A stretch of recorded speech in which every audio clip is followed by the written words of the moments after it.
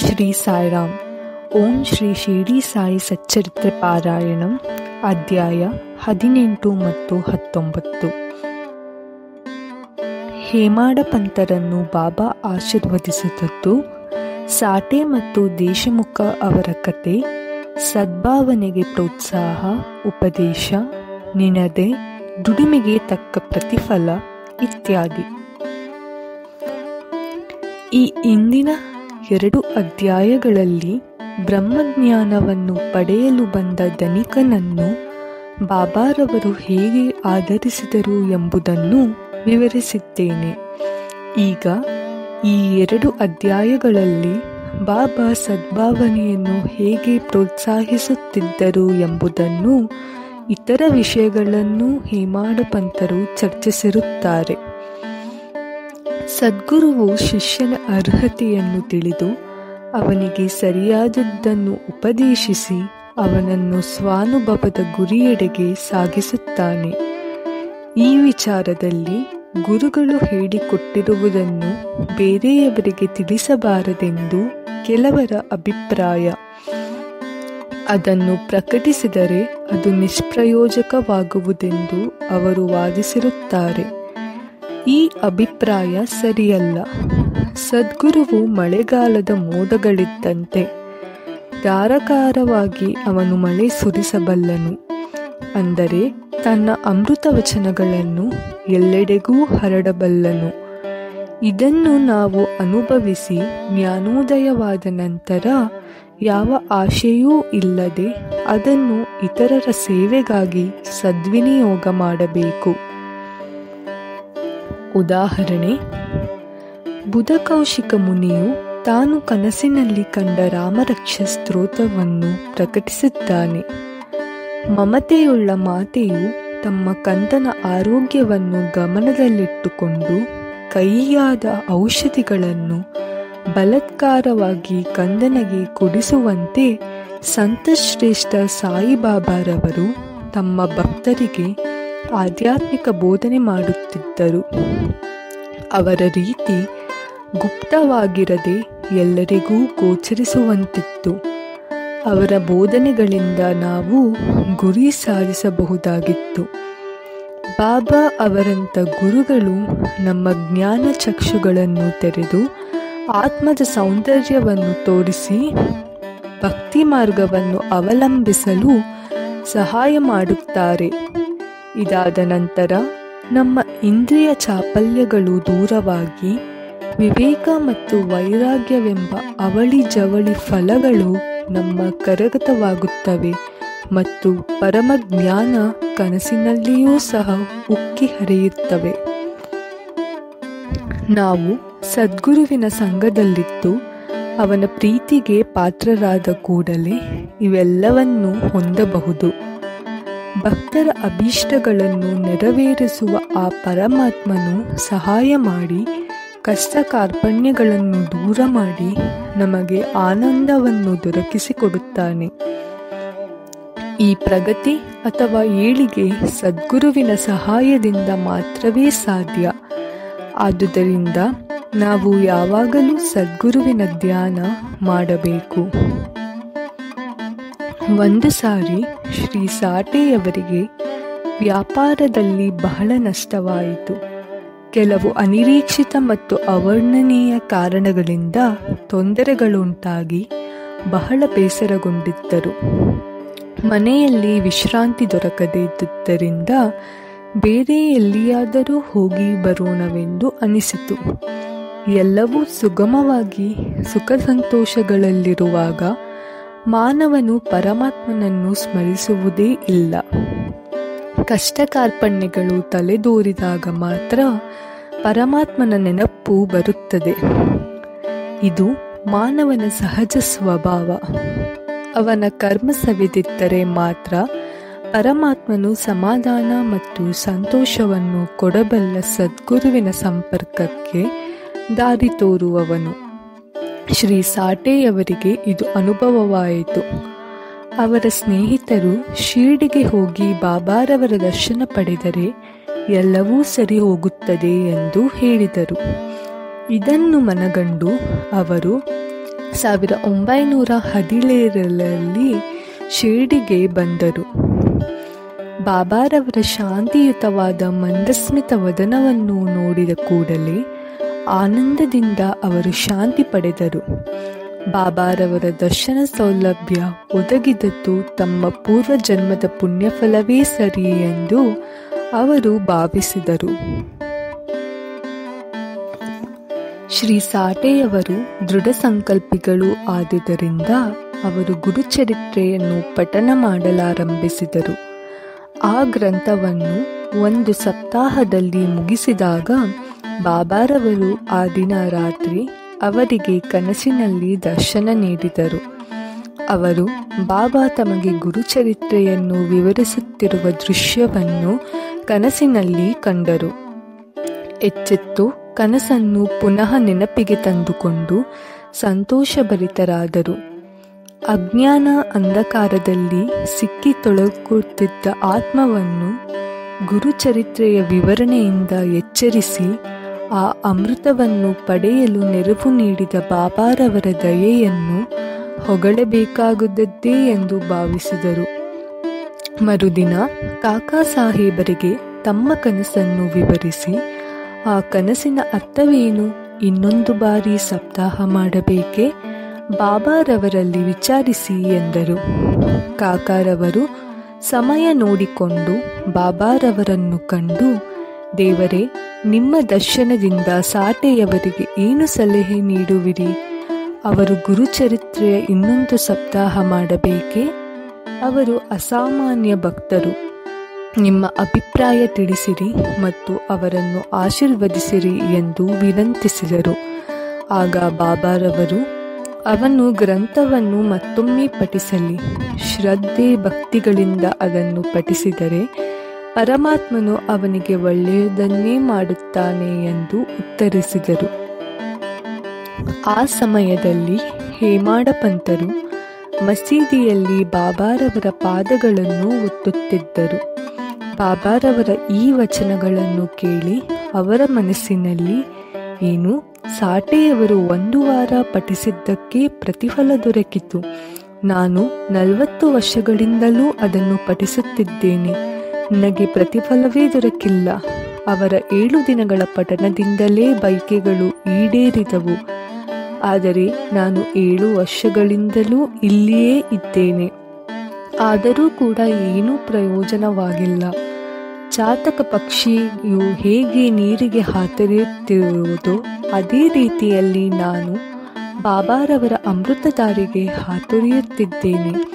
ಆಶೀರ್ವದಿಸಲ್ಪಡಲು ಕಾತುರನಾಗಿದ್ದೇನೆ ಎಂದು ಯೋಚಿಸುತ್ತಿದ್ದರು. ಹೇಮಾಡ ಪಂತರು ಮನದಲ್ಲೇ ಈ ಥರದ ಯೋಚನೆ ಸುಳಿಯಲಾರಂಭಿಸಿದ ಕೂಡಲೇ ಅದು ಬಾಬಾ ಅವರಿಗೆ ತಿಳಿಯಿತು. ಅವರಿಗೆ ಭಕ್ತರ ಮನಸ್ಸನ್ನು ಗ್ರಹಿಸುವ ಶಕ್ತಿ ಇದ್ದದ್ದು ಅವರ ಅನೇಕ ಭಕ್ತರ ಅನುಭವ. ಭಕ್ತರ ದುರ್ಭಾವನೆಗಳನ್ನು ಅಡಗಿಸಿ ಸದ್ಭಾವನೆಗಳನ್ನು ಪ್ರೋತ್ಸಾಹಿಸುತ್ತಿದ್ದರು. ಬಾಬಾರವರು ಕೂಡಲೇ ಹೇಮಾಡ ಪಂತರ ಮನಸ್ಸನ್ನು ಓದಿ, ನೀನು ಹೋಗಿ ಶ್ಯಾಮ ಅವರಿಂದ 15 ರೂಪಾಯಿ ದಕ್ಷಿಣೆ ತೆಗೆದುಕೊಂಡು ಬಾ, ಅಲ್ಲಿಯೇ ಸ್ವಲ್ಪ ಹೊತ್ತು ಆನಂದದಿಂದ ವಿರಮಿಸು ಎಂದು ಹೇಳಿ ಕಳುಹಿಸಿದರು. ಬಾಬಾರವರ ಮನಸ್ಸಿನಲ್ಲಿ ದಯೆ ಮೂಡಿತ್ತು. ಆದುದರಿಂದಲೇ ಈ ಥರದ ಆಜ್ಞೆ ಮಾಡಿದರು. ಹೇಮಾಡ ಪಂತರು ಕೂಡಲೇ ಮಸೀದಿಯನ್ನು ಬಿಟ್ಟು ಶ್ಯಾಮ ಅವರ ಮನೆಗೆ ಬಂದರು. ಶ್ಯಾಮ ಅವರು ಆಗ ತಾನೇ ಸ್ನಾನ ಮುಗಿಸಿ ಪಂಚೆ ಉಟ್ಟುಕೊಳ್ಳುತ್ತಿದ್ದರು. ಅವರು ಹೊರಗೆ ಬಂದು, ಇದೇನು ಈಗ ಇಲ್ಲಿಗೆ ಬಂದಿರುವೆ? ಮಸೀದಿಯಿಂದ ಬಂದಿರುವಂತೆ ತೋರುತ್ತದೆ. ಒಬ್ಬನೇ ಬಂದಿರುವೆಯಲ್ಲ, ಸ್ವಲ್ಪ ಹೊತ್ತು ಕುಳಿತು ವಿಶ್ರಮಿಸಿಕೊ, ಪೂಜೆ ಮುಗಿಸಿ ಬರುತ್ತೇನೆ ಎಂದು ಹೇಳಿ ಹೇಮಾಡ ಪಂತರಿಗೆ ತಾಂಬೂಲ ಸವಿಯಲು ಕೊಟ್ಟು ಪೂಜೆಗೆ ಹೊರಟರು. ಅಲ್ಲಿಯೇ ಕಿಟಕಿಯಲ್ಲಿ ಪ್ರಸಿದ್ಧ ಮರಾಠಿ ಗ್ರಂಥವಾದ ಏಕನಾಥ ಭಾಗವತ ಇತ್ತು. ಸಾಯಿಬಾಬಾರವರ ಸಲಹೆ ಮೇರೆಗೆ ಶ್ರೀಗಳಾದ ಪಾಪು ಸಾಹೇಬ ಜೋಗ ಮತ್ತು ಕಾಕಾ ದೀಕ್ಷಿತ ಅವರು ಪ್ರತಿ ದಿವಸವೂ ಶಿರ್ಡಿಯಲ್ಲಿ ಭಗವದ್ಗೀತೆ ಮತ್ತು ಮರಾಠಿ ಟೀಕಾರ್ಥವಾದ ಭಾವಾರ್ಥ ದೀಪಿಕಾ ಅಥವಾ ಜ್ಞಾನೇಶ್ವರಿ, ನಾಥಭಾಗವತ ಮತ್ತು ಭಾವಾರ್ಥ ರಾಮಾಯಣ ಇವುಗಳನ್ನು ಪಠಿಸುತ್ತಿದ್ದರು. ಭಕ್ತರು ಬಾಬಾ ಅವರಿಗೆ ಪ್ರಶ್ನೆಗಳನ್ನು ಕೇಳಿದಾಗ ಈ ಪುಸ್ತಕಗಳ ಕೆಲವು ಭಾಗಗಳನ್ನು ಬಾಬಾ ಅವರಿಗೆ ಓದಲು ಹೇಳುತ್ತಿದ್ದರು. ಅವುಗಳನ್ನು ಓದಿದಾಗ ಅವರ ಸಮಸ್ಯೆ ಪರಿಹಾರವಾಗುತ್ತಿದ್ದವು. ಹೇಮಾಡ ಪಂತರೂ ಸಹ ನಾಥ ಭಾಗವತದ ಕೆಲವು ಭಾಗಗಳನ್ನು ಪ್ರತಿದಿನವೂ ಪಠಿಸುತ್ತಿದ್ದರು. ಅಂದು ಹೇಮಾಡ ಪಂತರು ಕೆಲವು ಭಕ್ತರ ಸಂಗಡ ಮಸೀದಿಗೆ ಹೋಗಬೇಕಾದ ಸಂದರ್ಭ ಒದಗಿದುದರಿಂದ ಗ್ರಂಥ ಪಠನೆ ಪೂರ್ಣ ಮುಗಿಸಲಾಗಿರಲಿಲ್ಲ. ಶ್ಯಾಮರವರ ಮನೆಗೆ ಬಂದು ಆ ಗ್ರಂಥವನ್ನು ಕೈಗೆ ತೆಗೆದುಕೊಂಡು ತೆರೆದಾಗ ಅವರು ಇನ್ನೂ ಮುಗಿಸದೇ ಇದ್ದ ಭಾಗ ಸರಿಯಾಗಿ ಬಂದಿತು. ಅದನ್ನು ಅವರು ಆನಂದದಿಂದ ಪಠಿಸಿ ಮುಗಿಸಿದರು. ಅಷ್ಟರಲ್ಲಿ ಶ್ಯಾಮ ಪೂಜೆ ಮುಗಿಸಿ ಹೊರಗೆ ಬಂದರು. ಹೇಮಾಡ ಪಂತ: ನಾನು ಬಾಬಾರವರಿಂದ ಒಂದು ಸಂದೇಶವನ್ನು ತೆಗೆದುಕೊಂಡು ಬಂದಿರುತ್ತೇನೆ. ಅವರು ನಿಮ್ಮಿಂದ 15 ರೂಪಾಯಿ ದಕ್ಷಿಣೆ ಕೇಳಿ ತೆಗೆದುಕೊಂಡು ಬಾ ಎಂದು ಹೇಳಿರುತ್ತಾರೆ ಮತ್ತು ನಿಮ್ಮೊಡನೆ ಸ್ವಲ್ಪ ಹೊತ್ತು ಮಾತುಕತೆ ಮುಗಿಸಿಕೊಂಡು ವಿರಾಮದಿಂದ ಬಾ ಎಂದು ಹೇಳಿರುತ್ತಾರೆ. ಶ್ಯಾಮ ಆಶ್ಚರ್ಯದಿಂದ: ನನ್ನ ಹತ್ತಿರ ಹಣವಿಲ್ಲ, ದಕ್ಷಿಣೆಗೆ ಬದಲಾಗಿ ನನ್ನ 15 ನಮಸ್ಕಾರಗಳನ್ನು ತೆಗೆದುಕೊಂಡು ಹೋಗು. ಹೇಮಾಡ ಪಂತ: ಸರಿ, ನಿಮ್ಮ 15 ನಮಸ್ಕಾರಗಳನ್ನು ತೆಗೆದುಕೊಂಡಿರುತ್ತೇನೆ. ಸ್ವಲ್ಪ ಹೊತ್ತು ಕಾಲ ಕಳೆಯೋಣ. ಶ್ಯಾಮ: ಸರಿ, ಕುಳಿತುಕೋ. ಪರಮಾತ್ಮನ ಅಂದರೆ ಬಾಬಾರವರ ಲೀಲೆಗಳು ಅತ್ಯಾಶ್ಚರ್ಯಕರವಾದುಗಳಲ್ಲವೇ? ನಾನು ಹಳ್ಳಿಯ ಹುಂಬ, ನೀನು ಎಷ್ಟಾದರೂ ನಾಗರಿಕ. ಇಲ್ಲಿಗೆ ಬಂದ ನಂತರ ನಿನಗೂ ಅನೇಕ ಲೀಲೆಗಳ ಅನುಭವಗಳಾಗಿರಬಹುದು. ನಾನು ವಿವರಿಸುವುದೇನಿದೆ? ಎಲೆ ತೆಗೆದುಕೋ, ಸ್ವಲ್ಪ ಹೊತ್ತಿನಲ್ಲಿ ಬಟ್ಟೆ ಧರಿಸಿ ಬರುತ್ತೇನೆ ಎಂದರು. ಸ್ವಲ್ಪ ಹೊತ್ತಿನಲ್ಲಿಯೇ ಶ್ಯಾಮ ಹೇಮಾಡ ಪಂತರ ಹತ್ತಿರ ಬಂದು ಪುನಃ ಮಾತನಾಡುತ್ತಾ ಕುಳಿತರು. ಅವರು: ಈ ಸಾಯಿಯವರ ಲೀಲೆ ಅಗಾಧವಾದದ್ದು. ಅವರ ಲೀಲೆಗಳಿಗೆ ಅಂತ್ಯವೇ ಇಲ್ಲ. ನಮ್ಮಂಥವರಿಗೇನು ತಿಳಿದಿದೆ? ಬಾಬಾರವರೇ ನೇರವಾಗಿ ಏಕೆ ಹೇಳಬಾರದು? ನಿನ್ನಂಥ ವಿದ್ವಾಂಸನನ್ನೇಕೆ ನನ್ನ ಬಳಿ ಕಳುಹಿಸಬೇಕು? ಅವರ ಮರ್ಮವನ್ನು ತಿಳಿಯಲು ಅಸಾಧ್ಯ. ಒಂದೇ ಮಾತಿನಲ್ಲಿ ಹೇಳುವುದಾದರೆ ಅವರನ್ನು ಗ್ರಹಿಸಲು ಮನುಷ್ಯ ಮಾತ್ರದಿಂದ ಸಾಧ್ಯವೇ ಇಲ್ಲ. ಈ ಸಂದರ್ಭದಲ್ಲಿ ನನಗೊಂದು ಕತೆ ನೆನಪಿಗೆ ಬರುತ್ತದೆ. ಅದು ನನಗೆ ಸ್ವಂತ ಗೊತ್ತಿದೆ, ಹೇಳುತ್ತೇನೆ ಕೇಳು. ಭಕ್ತನು ಶ್ರದ್ಧೆ ಭಕ್ತಿಯುಳ್ಳವನಾಗಿದ್ದರೆ ಪ್ರತಿಫಲ ಶೀಘ್ರದಲ್ಲಿಯೇ ದೊರಕುತ್ತದೆ. ಕೆಲವು ಸಾರಿ ಬಾಬಾ ಭಕ್ತರನ್ನು ಕಠಿಣ ಪರೀಕ್ಷೆಗೆ ಗುರುಪಡಿಸಿ ನಂತರ ಉಪದೇಶ ನೀಡುತ್ತಾರೆ ಎಂದರು. ಉಪದೇಶವೆಂಬ ಪದವನ್ನು ಕೇಳುತ್ತಿದ್ದಂತೆಯೇ ಹೇಮಾಡ ಪಂತರಿಗೆ ಗುರುಚರಿತ್ರೆ ಸಂಗತಿ ನೆನಪಿಗೆ ಬಂದು ನನ್ನನ್ನು ಪರೀಕ್ಷಿಸಿ ನನ್ನ ಮನಸ್ಸಿಗೆ ಶಾಂತಿ ಕೊಡಬೇಕೆಂದು ನನ್ನನ್ನು ಇಲ್ಲಿಗೆ ಬಾಬಾ ಕಳುಹಿಸಬಹುದೆಂದೆನಿಸಿತು. ತಕ್ಷಣವೇ ಆ ವಿಚಾರವನ್ನು ಬದಿಗಿಟ್ಟು ಶ್ಯಾಮ ಹೇಳುತ್ತಿದ್ದ ಕಥೆಯನ್ನು ಅವರು ಕೇಳಿದರು. ರಾಧಾಬಾಯಿ ದೇಶಮುಖ. ರಾಧಾಬಾಯಿ ಎಂಬ ವೃದ್ಧಳು ಕಾಶಬಾ ದೇಶಮುಖರ ತಾಯಿ. ಬಾಬಾ ಅವರ ಕೀರ್ತಿಯನ್ನು ಕೇಳಿ ಅವಳೂ ಸಹ ಸಂಗಮ ನೇರದ ಜನರ ಜೊತೆಯಲ್ಲಿ ಶಿರಡಿಗೆ ಬಂದಳು. ಬಾಬಾರವರನ್ನು ಮನಸಾರೆ ಪ್ರೀತಿಸುತ್ತಿದ್ದಳು. ಆದುದರಿಂದ ಅವರನ್ನು ತಮ್ಮ ಗುರುವೆಂದು ಭಾವಿಸಿ ಅವಳು ಉಪದೇಶ ಪಡೆಯಬೇಕೆಂಬ ಸಂಕಲ್ಪ ಮಾಡಿದಳು.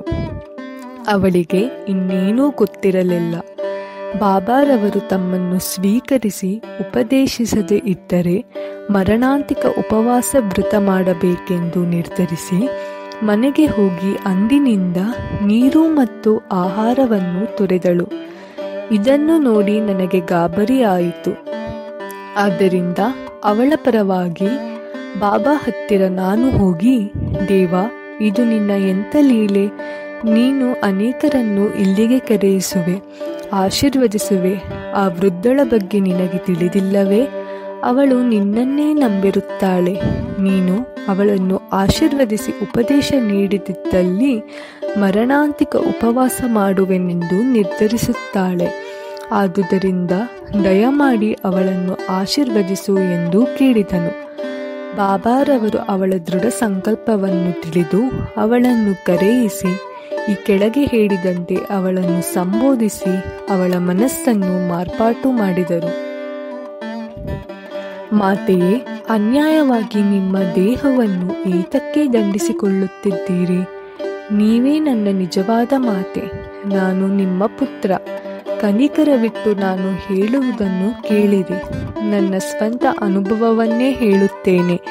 ನೀವು ಇದನ್ನು ಸರಿಯಾಗಿ ಅರ್ಥ ಮಾಡಿಕೊಂಡರೆ ನಿಮಗೆ ಒಳ್ಳೆಯದಾಗುತ್ತದೆ. ನನಗೆ ಒಬ್ಬ ಗುರು ಇದ್ದರು. ಅವರು ಮಹಾಸಾಧುಗಳು, ದಯಾಮಯರು ಆಗಿದ್ದರು. ಅವರಲ್ಲಿ ನಾನು ಬಹಳ ದಿನಗಳ ಕಾಲ ಸೇವೆ ಮಾಡಿದೆ. ಆದರೂ ಒಂದು ದಿನವಾದರೂ ಅವರು ನನಗೆ ಮಂತ್ರೋಪದೇಶ ಮಾಡಲಿಲ್ಲ. ಆದರೂ ಕೂಡ ಅವರನ್ನು ಬಿಡಬಾರದೆಂದು ದೃಢ ಸಂಕಲ್ಪ ಮಾಡಿದೆನು. ಒಂದು ದಿನ ನನ್ನ ತಲೆಯನ್ನು ಬೋಳಿಸಿ ನನ್ನಿಂದ 2 ಕಾಸು ದಕ್ಷಿಣೆ ಕೇಳಿದರು. ಅವುಗಳನ್ನು ನಾನು ಕೂಡಲೇ ಅರ್ಪಿಸಿದೆ.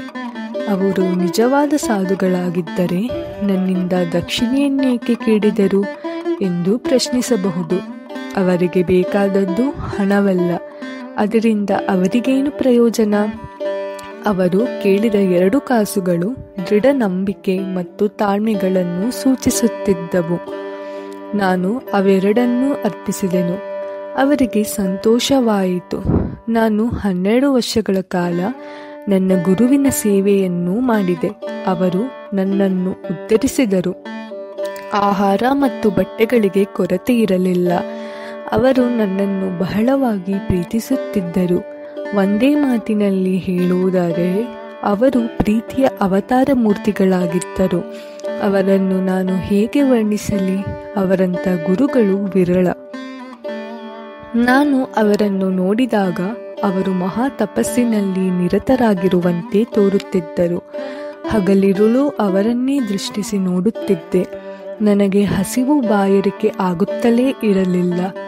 ಅವರಿಲ್ಲದೆ ನನಗೆ ಶಾಂತಿ ಇರುತ್ತಿರಲಿಲ್ಲ. ಗುರುವಿನ ಹೊರತಾಗಿ ನನಗೆ ಧ್ಯಾನ ಮಾಡಲು ಬೇರೆ ಏನೂ ಸರಿ ಹೋಗುತ್ತಿರಲಿಲ್ಲ.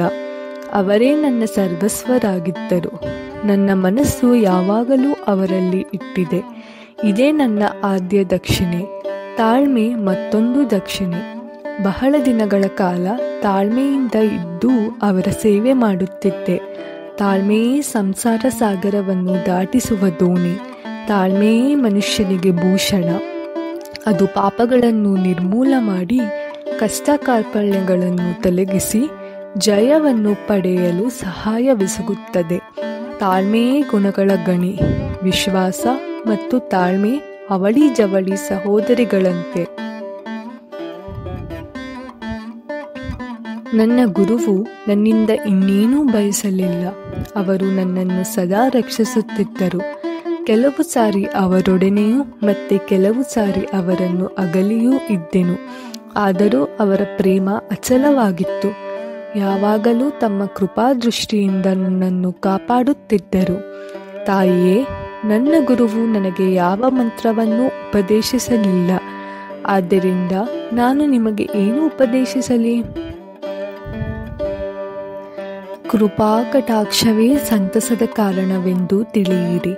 ಯಾರಿಂದಲೂ ಮಂತ್ರ ಅಥವಾ ಉಪದೇಶ ಪಡೆಯಲು ಪ್ರಯತ್ನಿಸಬೇಡಿ.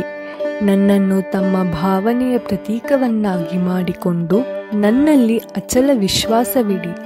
ನನ್ನನ್ನು ಮನಃಪೂರ್ವಕವಾಗಿ ನೋಡಿದರೆ ನಾನು ನಿಮ್ಮನ್ನು ಅದೇ ರೀತಿ ನೋಡುತ್ತೇನೆ. ಈ ಮಸೀದಿಯಲ್ಲಿ ಕುಳಿತು ನಾನು ಸದಾ ಸತ್ಯವನ್ನೇ ನುಡಿಯುತ್ತೇನೆ. ಇದಕ್ಕೆ ಯಾವ ಸಾಧನೆಯೂ ಅಥವಾ ಶಾಸ್ತ್ರಗಳ ಪಾಂಡಿತ್ಯವೂ ಬೇಕಿಲ್ಲ.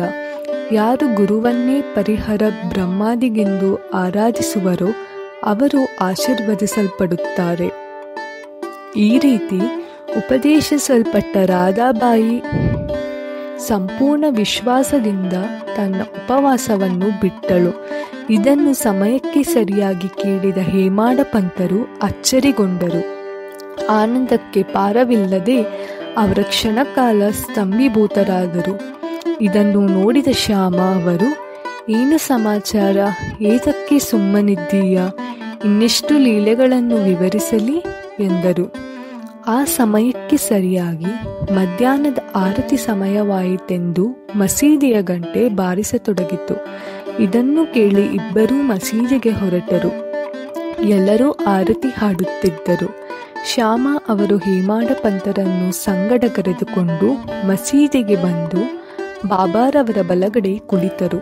ಹೇಮಾಡ ಪಂತರು ಬಾಬಾರವರ ಮುಂದೆ ಕುಳಿತರು. ಇದನ್ನು ಕಂಡ ಬಾಬಾರವರು ಹೇಮಾಡ ಪಂತರಿಗೆ ಶ್ಯಾಮ ಅವರಿಂದ ತಂದ ದಕ್ಷಿಣೆಯನ್ನು ಕೊಡಲು ಕೇಳಿದರು. ಹೇಮಾಡ ಪಂತರು ಶ್ಯಾಮ ಅವರು 15 ನಮಸ್ಕಾರಗಳನ್ನು ಮಾತ್ರ ಕೊಟ್ಟಿರುತ್ತಾರೆಂದು ತಿಳಿಸಿದರು. ಆಗ ಬಾಬಾರವರು, ಸರಿ, ನಾನು ಹೇಳಿದ ಪ್ರಕಾರ ಏನಾದರೂ ಮಾತುಕತೆ ನಡೆಸಿದಿರಾ? ಹಾಗಿದ್ದರೆ ಯಾವ ವಿಚಾರ ಪ್ರಸ್ತಾಪಿಸಿದಿರಿ ಎಂದು ಕೇಳಿದರು.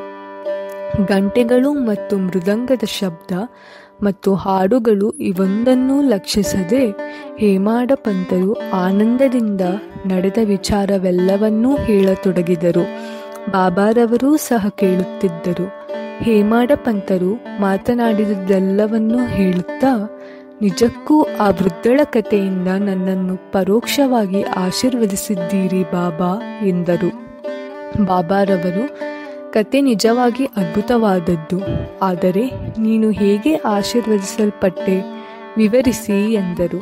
ಹೇಮಾಡ ಪಂತರು ಕೇಳಿದ ವಿಷಯವೆಲ್ಲವನ್ನೂ ವಿಷಾದವಾಗಿ ಹೇಳಿದರು. ಬಾಬಾರವರು ಆನಂದದಿಂದ, ನಿನಗೆ ಆ ಕಥೆಯು ಪೂರ್ಣ ಅರ್ಥವಾಯಿತೆ ಎಂದು ಕೇಳಿದರು. ಹೇಮಾಡ ಪಂತರು, ಹೌದು ಬಾಬಾ, ನನಗೆ ಈಗ ಶಾಂತಿ ದೊರಕಿದೆ ಎಂದರು. ಆಗ ಬಾಬಾರವರು, ನನ್ನ ರೀತಿ ಅದ್ವಿತೀಯವಾದದ್ದು. ಈ ಒಂದು ಕಥೆಯನ್ನು ಜ್ಞಾಪಕದಲ್ಲಿಟ್ಟುಕೊಂಡರೆ ನಿನಗೆ ಉಪಯೋಗವಾಗುತ್ತದೆ. ಆತ್ಮಜ್ಞಾನ ದೊರೆಯಬೇಕಾದರೆ ಭಕ್ತಿ ಅತ್ಯವಶ್ಯಕ. ಇದನ್ನು ನಿರಂತರವಾಗಿ ಅಭ್ಯಾಸ ಮಾಡಿದರೆ ನಿನ್ನ ವೃತ್ತಿಗಳು ಸಮಾಧಾನವಾಗುತ್ತವೆ. ಆಶಾರಹಿತನಾಗಿ ನಿನ್ನ ಮನಸ್ಸನ್ನು ಆ ಪರಮಾತ್ಮನಲ್ಲಿಡು. ಆಗ ಗುರಿಯನ್ನು ಸಾಧಿಸಬಹುದು. ಯಾವಾಗಲೂ ನನ್ನ ನಿರಾಕಾರ ರೂಪವನ್ನೇ ಧ್ಯಾನಿಸು. ಇದು ಸಾಧ್ಯವಿಲ್ಲದಿದ್ದರೆ ಹಗಲಿರುಳು ನೀನು ನೋಡುತ್ತಿರುವ ರೂಪವನ್ನೇ ಧ್ಯಾನಿಸು. ಈ ರೀತಿ ಧ್ಯಾನ ಮಾಡುತ್ತಿದ್ದರೆ ನಿನ್ನ ವೃತ್ತಿಗಳು ಒಂದು ದಾರಿಯನ್ನು ಅನುವರ್ತಿಸುತ್ತವೆ. ಆಗ ಧ್ಯಾತ, ಧ್ಯಾನ, ಧ್ಯೇಯ ಇವುಗಳಿಗಿರುವ ವ್ಯತ್ಯಾಸವೂ ದೂರವಾಗುತ್ತದೆ. ಆಗ ನಿನ್ನ ಮನಸ್ಸು ಬ್ರಹ್ಮನಲ್ಲಿ ಐಕ್ಯವಾಗುತ್ತದೆ. ಆಮೆಯು ನದಿಯ ಒಂದು ದಡದಲ್ಲಿದ್ದು ಅದರ ಮರಿಗಳು ಇನ್ನೊಂದು ದಡದಲ್ಲಿದ್ದರೂ ಅದರ ದೃಷ್ಟಿ ಮಾತ್ರವೇ ಅವುಗಳಿಗೆ ಆಹಾರವಿದ್ದಂತೆ. ಅದು ಮರಿಗಳಿಗೆ ಹಾಲನ್ನಾಗಲಿ ಆಹಾರವನ್ನಾಗಲಿ ಕೊಡಬೇಕಿಲ್ಲ. ಗುರುವಿಗೂ ಶಿಷ್ಯನಿಗೂ ಅದೇ ರೀತಿ ಸಂಬಂಧವಿದೆ ಎಂದು ಬಾಬಾ ಹೇಳಿದರು. ಈ ರೀತಿ ಹೇಳುತ್ತಿರುವಾಗ ಆರತಿ ಮತ್ತು ವಾದ್ಯ ಮುಗಿದು ಜನರು ಏಕಕಂಠದಿಂದ ಜ್ಞಾನಿಯೂ ಸಚ್ಚಿದಾನಂದ ರೂಪನೂ ಆದ ಸದ್ಗುರು ಸಾಯಿಬಾಬಾ ಅವರಿಗೆ ಜಯವಾಗಲಿ ಎಂದು ಘೋಷಿಸಿದರು. ಇದಾದ ನಂತರ ಪ್ರಸಾದ ವಿನಿಯೋಗವಾಯಿತು. ಬಾಪು ಸಾಹೇಬ ಜೋಗ ಅವರು ಯಥಾಪ್ರಕಾರ ಬಾಬಾ ಅವರಿಗೆ ನಮಸ್ಕರಿಸಿ ಸಕ್ಕರೆ ಕೊಟ್ಟರು. ಬಾಬಾ ಆಗ ಸಕ್ಕರೆಯನ್ನು ಹೇಮಾಡ ಪಂತರಿಗೆ ಕೊಟ್ಟು, ಈ ಕಥೆಯನ್ನು ನೀನು ಮನಸಾರೆ ಜ್ಞಾಪಕದಲ್ಲಿಟ್ಟುಕೋ. ನಿನ್ನ ಜೀವನ ಸಕ್ಕರೆಯಷ್ಟೇ ಸಿಹಿಯಾಗುತ್ತದೆ. ನಿನ್ನ ಅಭಿಷ್ಟಗಳೆಲ್ಲವೂ ಸಿದ್ಧಿಸಿ ನೀನು ಸುಖಿಯಾಗಿರುವೆ ಎಂದು ಆಶೀರ್ವದಿಸಿದರು. ವಾಚಕ ಮಹಾಶಯರೇ, ಹೇಮಾಡ ಪಂತರಿಗೆ ಕಲ್ಲು ಸಕ್ಕರೆ ದೊರಕಿತು. ನಮಗೆ ಸಾಯಿ ಲೀಲಾಮೃತ ದೊರಕಿತು. ಅದನ್ನು ಮನದಣಿಯುವಂತೆ ಸೇವಿಸಿ ಪರಮಾತ್ಮನನ್ನು ಧ್ಯಾನಿಸೋಣ. ಬಾಬಾರವರ ಕೃಪೆಯಿಂದ ಸಂತೋಷದಿಂದಿರೋಣ. ಬಾಬಾರವರ ವಚನಗಳು. ಬಾಬಾರವರ ವಚನಗಳು ಅಮೂಲ್ಯವಾದವುಗಳು. ಅವುಗಳನ್ನು ನಾವು ಜ್ಞಾಪಕದಲ್ಲಿಟ್ಟುಕೊಂಡು ಅವುಗಳಂತೆ ನಾವು ವರ್ತಿಸಿದರೆ ನಿಜವಾಗಿಯೂ ನಮಗೆ ಒಳ್ಳೆಯದಾಗುತ್ತದೆ. ಅವುಗಳೆಂದರೆ, ಯಾರು ತಮ್ಮ ಋಣಾನುಬಂಧವಿಲ್ಲದೆ ಎಲ್ಲಿಗೂ ಹೋಗಲಾರರು.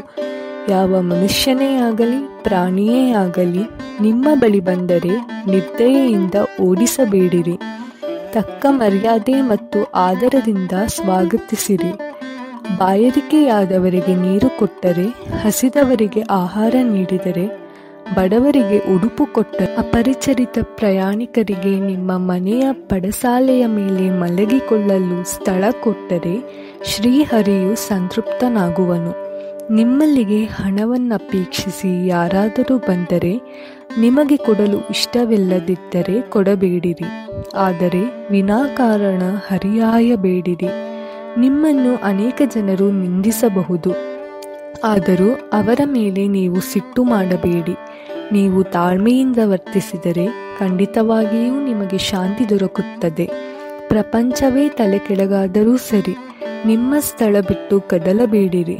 ನಿಂತಲ್ಲಿಯೇ ನಿಂತು ಆಗುಹೋಗುಗಳನ್ನು ಗಮನಿಸಿರಿ. ನನ್ನನ್ನು ಮತ್ತು ನಿಮ್ಮನ್ನು ಬೇರ್ಪಡಿಸಿರುವ ಗೋಡೆಯನ್ನು ತೆಗೆದುಹಾಕಿರಿ. ಆಗ ನಮ್ಮೀರ್ವರ ಭೇಟಿಗೆ ಅವಕಾಶ ಸಿಗುತ್ತದೆ. ನಾನು ನೀನು ಎಂಬ ವ್ಯತ್ಯಾಸವನ್ನು ನಿರ್ಮೂಲ ಮಾಡಿರಿ. ದೇವರು ದೊಡ್ಡವನು, ಅವನೇ ನಮ್ಮ ಸರ್ವಸ್ವ, ಅವನೇ ನಮ್ಮ ರಕ್ಷಕ. ಅವನ ರೀತಿಗಳು ಅಗಾಧ ಮತ್ತು ಅಮೂಲ್ಯವಾದವುಗಳು. ಅವನೇ ನಮ್ಮ ಅಭಿಷ್ಟಗಳನ್ನೆಲ್ಲ ನೆರವೇರಿಸುತ್ತಾನೆ. ನಾವು ಇಲ್ಲಿ ಒಟ್ಟುಗೂಡಿರುವುದು ನಮ್ಮ ಪೂರ್ವಜನ್ಮದ ಋಣಾನುಬಂಧದಿಂದ. ನಾವು ಅನ್ಯೋನ್ಯವಾಗಿ ಕಲಿತು ಪ್ರೀತಿ ಮತ್ತು ಆದರದಿಂದಿರೋಣ. ಈ ಒಂದು ಉದಾತ್ತವಾದ ಗುರಿಯನ್ನು ಯಾವನು ಸಾಧಿಸುತ್ತಾನೆಯೋ ಅವನೇ ನಿಜವಾದ ಸುಖಿ ಮತ್ತು ಅಮರನು. ಇತರರು ಪಶುಗಳಂತೆ ಉಸಿರಿಸುವ ತನಕ ಜೀವಿಸಿರುತ್ತಾರೆ. ಸದ್ಭಾವನೆಗೆ ಪ್ರೋತ್ಸಾಹ. ಶ್ರೀ ಸಾಯಿಬಾಬಾರವರು ಸದ್ಭಾವನೆಯನ್ನು ಹೇಗೆ ಪ್ರೋತ್ಸಾಹಿಸುತ್ತಿದ್ದರೆಂಬುದನ್ನು ನಾವು ಗಮನಿಸಬೇಕು. ನೀವು ಅವರಲ್ಲಿ ಮನಪೂರ್ವಕವಾಗಿ ಶರಣಾಗತಿ ಹೊಂದಿದರೆ ಬಾಬಾ ನಿಮಗೆ ಎಷ್ಟು ಸಹಾಯವೆಸಗುತ್ತಾರೆ ಎಂಬುದನ್ನು ನೀವೇ ಮನಗಾಣುವಿರಿ. ನೀವು ಬೆಳಗ್ಗೆ ಎದ್ದಾಗ ಇರುವ ಸದ್ಭಾವನೆಯನ್ನು ಅಭಿವೃದ್ಧಿಪಡಿಸಿಕೊಂಡು ನೋಡಿರಿ. ಆಗ ನಿಮ್ಮ ಬುದ್ಧಿಯು ವಿಕಾಸ ಹೊಂದಿ ಮನಸ್ಸು ನಿರ್ಮೂಲವಾಗುತ್ತದೆ. ಹೇಮಾಡ ಪಂತರು ಇದನ್ನು ಪ್ರಯೋಗಿಸಲು ಪ್ರಯತ್ನಿಸಿದರು.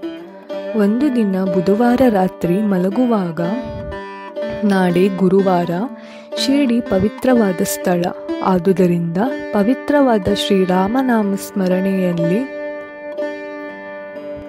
ನಾನು ಕಾಲವನ್ನು ಕಳೆಯಬೇಕು ಎಂದು ಮನಸ್ಸಿನಲ್ಲೇ ಮಾಡಿಕೊಂಡು ಮಲಗಿದರು. ಮಾರನೇ ದಿನ ಬೆಳಗಾಗುತ್ತಲೇ ತನ್ನಷ್ಟಕ್ಕೆ ತಾನೇ ಏಕಪ್ರಕಾರವಾಗಿ ಶ್ರೀರಾಮನಾಮವು ಅವರ ಮುಖದಿಂದ ಹೊರಬರುತ್ತಿತ್ತು. ಅವರಿಗೆ ಸಂತೋಷವಾಯಿತು. ನಂತರ ಬೆಳಗಿನ ಕರ್ತವ್ಯವೆಲ್ಲವನ್ನೂ ಮುಗಿಸಿಕೊಂಡು ಪುಷ್ಪಗಳನ್ನು ತೆಗೆದುಕೊಂಡು ಬಾಬಾ ಅವರ ದರ್ಶನ ಪಡೆಯಲು ಮಸೀದಿಗೆ ಹೊರಟರು. ದೀಕ್ಷಿತವಾಡ ಬಿಟ್ಟು ಅವರು ಬೂಟಿವಾಡ ದಾಟುತ್ತಿರುವಾಗ ಬಾಬಾ ಅವರ ಮುಂದೆ ಔರಂಗಬಾದಕರು ಹಾಡುತ್ತಿದ್ದ ಏಕನಾಥರ ಗುರುಕೃಪಾಂಜನ ಪಾಯೋ ಮೇರಾ ಬಾಯಿ ಎಂಬ ಹಾಡನ್ನು ಕೇಳಿದರು. ಅಂದರೆ, ಗುರುಕೃಪೆಯ ರೂಪದಲ್ಲಿ ನನಗೆ ಅಂಜನ ದೊರೆತಿದೆ, ಅದು ನನ್ನ ದೃಷ್ಟಿಯನ್ನು ವಿಕಸಿಸಿ ರಾಮದರ್ಶನಕ್ಕೆ ನೆರವು ನೀಡಿದೆ ಎಂದರ್ಥ. ಸಾಯಿಯವರ ಭಕ್ತರಾದ ಔರಂಗಬಾದಕರ ಈ ಹಾಡನ್ನು ಆಗ ಹಾಡಿದ ಉದ್ದೇಶವೇನು? ನಿಜವಾಗಿಯೂ ಹೇಮಾಡ ಪಂತರ ಪ್ರತಿಜ್ಞೆಯನ್ನು ಈಡೇರಿಸಲು ಬಾಬಾ ಅದನ್ನೇ ಅವರು ಕೇಳುವ ಹಾಗೆ ಮಾಡಿದ್ದು ಆಶ್ಚರ್ಯಕರವಲ್ಲವೇ? ಎಲ್ಲ ಸಂತರು ಶ್ರೀರಾಮನಾಮೋಚ್ಚರಣ ಶ್ರೇಷ್ಠವೆಂದು ಹೇಳುತ್ತಾರೆ. ಶ್ರೀರಾಮನಾಮ ಸ್ಮರಣೆಯಿಂದ ನಮ್ಮ ಕಷ್ಟಗಳೆಲ್ಲವೂ ದೂರವಾಗಿ ನಮ್ಮ ಅಭೀಷ್ಟಗಳು ಕೈಗೂಡುತ್ತವೆ. ವಿವಿಧೋಪದೇಶ. ಸಾಯಿಬಾಬಾ ಅವರು ಉಪದೇಶ ನೀಡಲು ಪ್ರತ್ಯೇಕ ಸ್ಥಳವನ್ನಾಗಲಿ ಪ್ರತ್ಯೇಕ ಕಾಲವನ್ನಾಗಲಿ ನೋಡುತ್ತಿರಲಿಲ್ಲ. ಸಂದರ್ಭ ಬಂದಾಗೆಲ್ಲ ಉಪದೇಶ ನೀಡುತ್ತಿದ್ದರು. ಒಂದು ಬಾರಿ ಬಾಬಾ ಅವರ ಭಕ್ತನೊಬ್ಬನು ಇನ್ನೊಬ್ಬನನ್ನು ಅವನ ಹಿಂದೆ ನಿಂದಿಸುತ್ತಿದ್ದನು.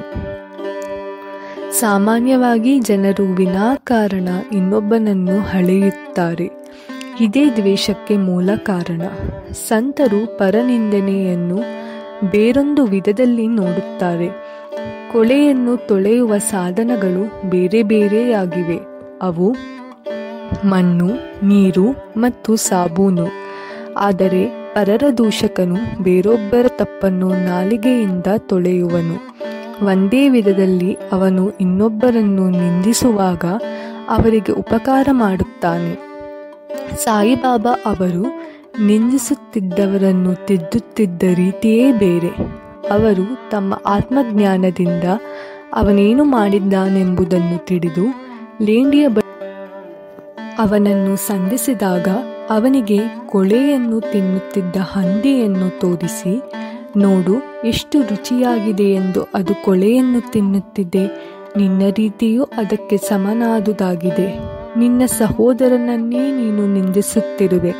ಪೂರ್ವ ಜನ್ಮದ ಸುಕೃತದಿಂದ ನಿನಗೆ ಈ ಮಾನವ ಜನ್ಮ ಲಭಿಸಿದೆ. ಈ ಜನ್ಮದಲ್ಲಿ ನೀನು ಈ ರೀತಿ ವರ್ತಿಸಿದರೆ ಶಿರ್ಡಿಯು ಯಾವ ರೀತಿಯಲ್ಲಿ ಸಹಾಯ ಮಾಡಬಹುದು ಎಂದು ಕೇಳಿದರು. ಭಕ್ತನು ಇದರಿಂದ ಪಾಠ ಕಲಿತುಕೊಂಡುದನ್ನು ಎಂಬುದನ್ನು ಬೇರೆ ಹೇಳುವ ಅಗತ್ಯವಿಲ್ಲ. ಈ ರೀತಿ ಬಾಬಾ ತಮಗೆ ಸಂದರ್ಭ ಒದಗಿದಾಗ ನೀತಿ ಬೋಧಿಸುತ್ತಿದ್ದರು. ಅದನ್ನು ನಾವು ಗಮನಿಸಿ ಅದರಂತೆ ನಡೆದುಕೊಂಡರೆ ನಮ್ಮ ಆಧ್ಯಾತ್ಮಿಕ ಗುರಿ ನಮ್ಮಿಂದ ದೂರವಿರಲಾರದು.